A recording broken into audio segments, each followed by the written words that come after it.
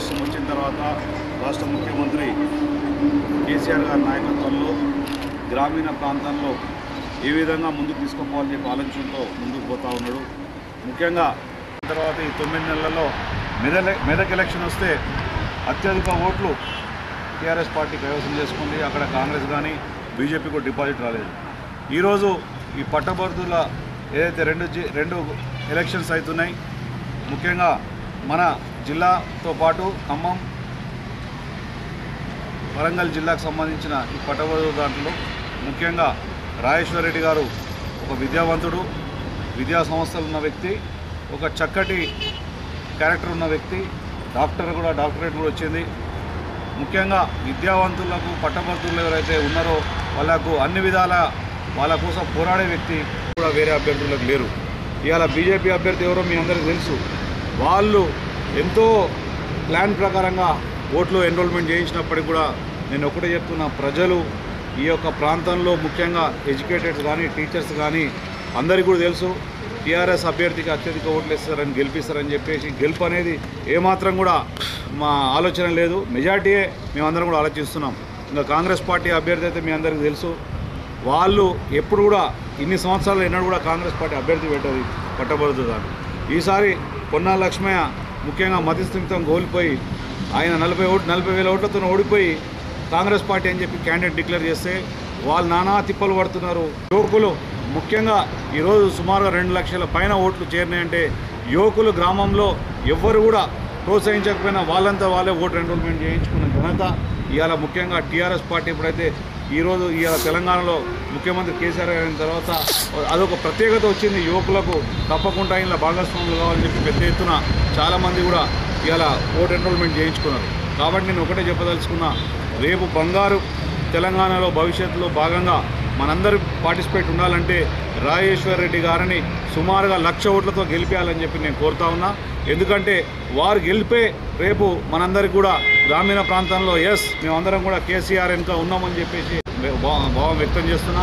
మీ అందరికీ కూడా తెలుసు 20 సంవత్సరాల నుంచి ఇప్పుడు ఒక చిన్న సమస్య చెప్తా, చిన్న రాష్ట్రంలో ఏ విధంగా అభివృద్ధి ఉంటుందో 20 సంవత్సరాల నుంచి ఇవాళ సర్పంచ్లకు కానీ ఎంపీటీసీలకు కానీ జెడ్పీటీసీకి కానీ జిల్లా పరిషత్ చైర్మన్లకు కానీ వేతనం పెంచాలంటే ప్రతి ముఖ్యమంత్రి ఆలోచించని చెప్పి ఫైల్ పక్కన పెడితే ఈ ముఖ్యమంత్రి గారు కేసీఆర్ గారు ఒకటే చెప్పిండ్రు, ఇవాళ వీళ్ళు కూడా ఇలా సమాజంలో సేవ చేస్తున్నారు, సరైన మనం ఇచ్చే డబ్బులు వాళ్ళ పెట్రోల్లకు కానీ వాళ్ళ తిరుగుతానికైనా ఉపయోగపడాలి అని చెప్పి ఆలోచనతో ఏ విధంగా ఇవాళ ఎన్నో సంవత్సరాల నుంచి ఉన్న పెండింగ్ దాంట్లో ఏ విధంగా ఇవాళ వేతనాలు పెంచారో ఒక్కసారి ఆలోచించాలి.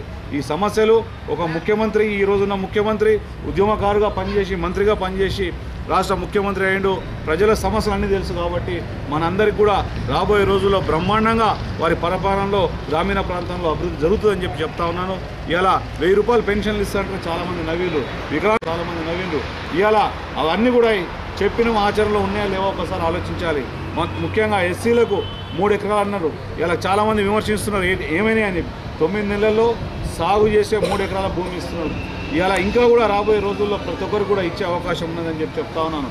ఇవాళ హాస్టల్లో ఉన్న విద్యార్థులకు ముఖ్యంగా ఎవరు కూడా ఆలోచించలేదు, వాళ్ళకు కూడా సన్నబియ్యం ఇస్తా అని చెప్పేసి సుమారుగా 25-26 రూపాయలు ప్రభుత్వం మీద భారం పడుతున్నప్పటికీ కూడా విద్యార్థులు తప్పకుండా వాళ్ళు తినే తిండి కానీ త్రాగే నీరు కానీ ఇవాళ కలుషితం కావద్దని చెప్పి ఆలోచనతో వాళ్ళకు కూడా ఇవన్నీ కూడా ఎలక్షన్ వాగ్దానాలు లేనప్పటికీ కూడా ఇవన్నీ కూడా ఇస్తున్నట్టు ఒకసారి ఆలోచించాలి. ఈ ప్రభుత్వం ప్రజలెంబడి ఉండే ప్రభుత్వం, ఈ ప్రభుత్వానికి మనందరం కూడా తోడ్పాటు కావాలి. ఏ ఎలక్షన్ వచ్చినా ఇలా ప్రభుత్వం చేసే మంచి పనులు గ్రామీణ ప్రాంతంలో టీఆర్ఎస్ ఒక ఊపు ఉంది, ఆ ఊపుని ఇంకా గ్రామంలో వేరే పార్టీకి స్థానం లేకుండా మీరు అందరూ కూడా పనిచేయాలని చెప్పి కోరుతా ఉన్నా. ఇలా వలసలు ఏ విధంగా వస్తున్నాయో మీరు ఒకసారి ఆలోచించాలి. గతంలో ఏ పార్టీ ప్రాంతాల్లో కానీ నాయకులకు కానీ ఒకటి తెలిసిపోయింది, ఏదున్నా రాబోయే రోజుల్లో టీఆర్ఎస్ తప్ప వేరే పార్టీ ఉన్నదని చెప్పి ఆలోచనతోనే వస్తుంది. వచ్చిన వాళ్ళందరికీ కూడా నేను ఒకటే చెప్తున్నా, ఇవాళ చాలామంది వచ్చి కొంతమంది ఇబ్బంది పడుతున్నారు. ఇబ్బంది ఏం పడే అవసరం లేదు. కేసీఆర్ నాయకత్వంలో అందరికీ కూడా న్యాయం జరుగుతుంది. మీ అందరికీ కూడా నేను ఒకటే మాట చెప్తున్నా, ఎల్లవేళలా నేను ఉంటా ఈ ప్రాంతంలో. మీ అందరికీ నేను ఒకటే, ఏ ఇబ్బంది వచ్చినా నాకు ఫోన్ చేయండి, నేను ఎప్పుడు కూడా ఎల్లవేళలో మీకు అందుబాటులో ఉంటాను. ఇవాళ కార్యకర్తలు కాదు, ఇవాళ పెద్ద ఎత్తున ఈ నియోజకవర్గంలో నన్ను నమ్మి చాలామంది కూడా టీఆర్ఎస్ పార్టీకి వచ్చారు. ఆ ఇళ్ళ వేళలా మీ ఎంబడి ఉండి మిమ్మల్ని కంటికి రెప్పలాగా కాపాడటానికి నేను ఎప్పుడు కూడా వెనుకపోయే ముచ్చటనే లేదు. ఇలా రాష్ట్ర ముఖ్యమంత్రి గారే స్వయంగా నాతో మాట్లాడి నన్ను పార్టీలో ఆహ్వానించిండ్రు. వారి గౌరవార్థం తప్పకుండా వారి నాయకత్వాన్ని పెంచడానికి మనం 6 నిమిషాలు కృషి చేయాలని చెప్పి నేను చెప్తా ఉన్నా. ఇవాళ ఇంకొక విషయం కూడా, ఇలా పంచులకు ఇలా సర్పంచులు, జెడ్పీటీసీలకు, ఎంపీటీసీ గారు నేను ఒకటే చెప్తున్నా, దయచేసి గ్రామీణ ప్రాంతాల్లో పార్టీని బలోపేతం చేయాలి. ఏదైతే మీరు సభ్యత్వ కార్యక్రమాన్ని గ్రామంలో ఏ విధంగా చేసిండ్రో, పార్టీ చేసే మంచి కార్యక్రమాలు కూడా మీరు గ్రామంలో పోయి వేరే పార్టీలకు స్థానం లేకుండా చేసే ఆలోచనలో మీరు ముందుకు సాగాలని చెప్తా ఉన్నాను. ఇంకొక మాట కూడా, రాజేశ్వర్ రెడ్డి గారు నాకు మంచి మిత్రుడు. ఈ ప్రాంతంలో వారితో పాటు అన్ని అభివృద్ధి కార్యక్రమంలో అన్నిట్లో భాగస్వామ్యం చేస్తానికి నేను మీకు మాట ఇస్తూ ఉన్నాను.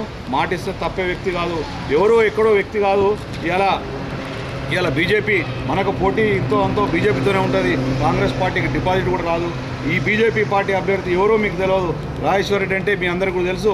మన మెంబర్షిప్ డ్రైవ్లో ఇలా మొట్టమొదటి స్థానంలో, దేశంలోనే మొట్టమొదటి స్థానంలో ఇలా తెలంగాణ రాష్ట్రంలో టీఆర్ఎస్ పార్టీని ఉంచిందంటే ఆయన ఎంత కృషి ఉందో ఒకసారి ఆలోచించాలి. అలాగే మీ అందరికీ తెలుసు, నల్గొండ నుంచి ఎంపీగా పోటీ చేసిన వ్యక్తి మనందరూ కూడా సుపరిచితుడు. కాబట్టి మీరందరూ కూడా ఇలా సొంత మీ ఎలక్షన్లు ఏ విధంగా తీసుకుంటారో, ఎక్కడెక్కడ గ్రాడ్యుయేట్స్ ఉన్నారో